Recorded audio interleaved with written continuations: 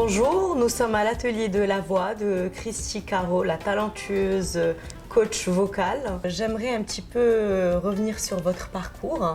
Alors, vous êtes née au Maroc. Oui. De parents espagnols naturalisés français. Mais ma maman est née aussi au Maroc, à Casablanca. Ah d'accord, très oui, bien. Oui, oui. Et à l'âge de 14 ans, vous intégrez le conservatoire de Tarbes. Oui, c'est ça.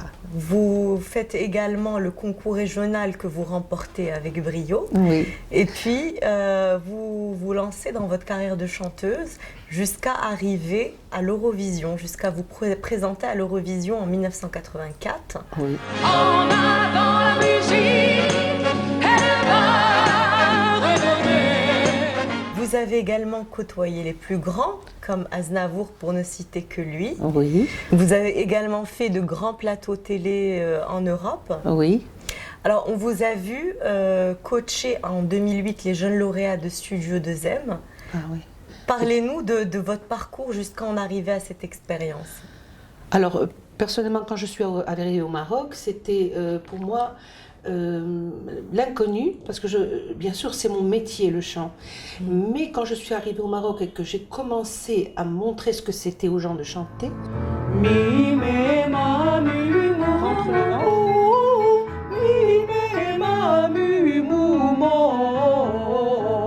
le lâcher.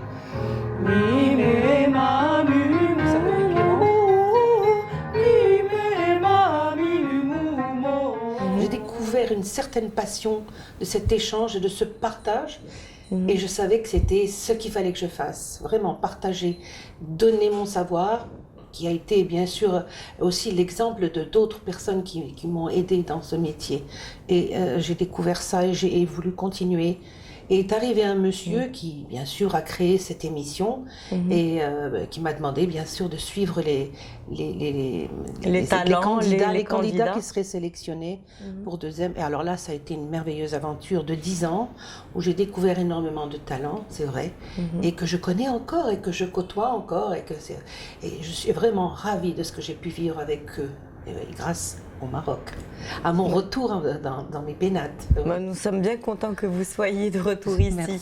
Alors, justement, en parlant de talent, vous avez coaché également Sophia Essaidi, Oui. qui est une star aujourd'hui reconnue pour les grandes comédies musicales et aussi au cinéma français. Oui, et elle réserve d'autres surprises. Ah, ça, je n'en doute pas. Je ne vous le dirai pas, mais je sais qu'il y en a. Ah, on veut tout savoir. Non, mais j'ai promis. Mais c'est vrai qu'il va y avoir de belles surprises encore. D'accord, d'accord. Alors, est-ce que vous pensez qu'il existe des futurs talents au Maroc? Ah ben oui, ça c'est clair. Il y a du talent, il y a du talent et comment dire, il y a de la passion. C'est-à-dire que les gens découvrent la voix et ils veulent en faire un métier carrément. Et ce n'est pas facile du tout parce qu'il faut prendre conscience que c'est un métier dans lequel on rame énormément. Et donc au Maroc spécialement? Au Maroc, oui, parce qu'il n'y a pas de porte qui s'ouvre et il faut aller bien sûr en Europe, aux États-Unis, à Londres, et c'est pas tout le monde qui a la possibilité d'aller jusque là-bas. Mais c'est vrai qu'il y a des gens en Europe qui viennent chercher des talents ici, et je suis sûre que vous avez dû en voir plus d'un. Tout à fait. Et c'est fantastique parce que bon, je sais pas, ils ont quelque chose dans leur trip, ils le donnent, et il y a des voix, quoi, c'est ça aussi. Alors aujourd'hui, justement, vous avez créé cette école qui est l'atelier de la voix, peut-être pour mettre en lumière ces futurs talents. Parlez-nous de cette école. Alors l'école, c'est justement tous les coachings que j'ai pu faire à travers l'atelier, à travers 2M, pardon, que les gens m'ont dit, mais pourquoi tu n'ouvres pas ton école?